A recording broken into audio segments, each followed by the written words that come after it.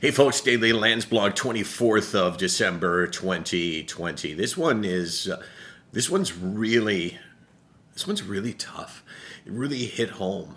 Of all the messages that I have read that have been directed to either me or Sick Not Weak or both, this one is tied for the most painful with other ones, obviously. Let me read it to you. This was a private message on Facebook. One of my friends that shared your site, referring to Sick Not Weak, with me actually, took her own life last Tuesday. We had been in contact over the last month.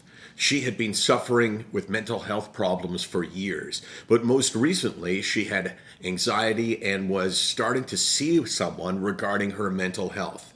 She messaged me saying that she liked the doctor that she was speaking with. She had asked what meds I was on prior to her first appointment. A week before she took her life, she had commented on one of our posts, about trying to find medication that worked for her.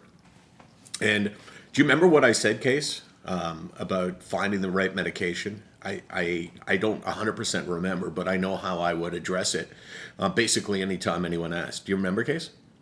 Not exactly. I know that it's incredibly difficult for some people to find the right medication. I know also that I was one of the really lucky ones, that I have tried multiple medications at different times, gone off them, gone back on them, gone off them, and whatever medication I tried provided me with some relief. But not everyone finds it with the first, and not everyone can tolerate all medications. Sometimes the side effects are so bad that you can't. And unfortunately, tragically, and almost unbelievably, one of the side effects of medication can be suicidal thoughts. So the actual illness that you are trying to treat can actually be brought on and magnified by the medication. I had exactly that kind of paradoxical reaction, which is what they call it. Mine was not about suicidal thoughts, but when I started taking medication, my depression, which I thought had maxed out, got way worse. And the most painful time of my life, without a doubt, was the last time I was off medication, went back on, and for the 3 weeks that I was waiting for it to kick in, I really, really struggled. And I think it was both because chemically there's an issue with it, but also because the anticipation, the fear that it's not going to work, also magnifies the illness. So, unfortunately, the rest of the story is way worse than the first part of the story. I know that trying to find meds that work for a person can take some time, and some of them do come with side effects, suicidal thoughts being one of them. I didn't find out until Friday, this would be last week, through Facebook when her obituary was posted. I was so taken aback, but knew right away that she had taken her own life. She had it planned out, took the day off, spoke to her daughter an hour before.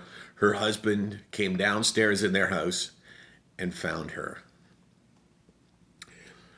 I don't think that anybody who's been through, well, even if you haven't been through it, the death of anyone, is obviously tragic, but anyone who's been through really tough depression and anxiety, relates to that and says, oh my God, there but for the grace of God, if you believe in God, go I. And for me, hearing that she had actually watched and commented on something we had done, that made it more personal for me than I think anything that I've read. It's not like I feel responsible, but I feel like there's a lesson there, which is whatever it is we do, we have to do more of it. SickNotWeak.com, 24 hours a day, 364 days a year. Tomorrow, special Christmas edition of the Daily Landsblog. Case. Got big plans? Whoa. Whoa!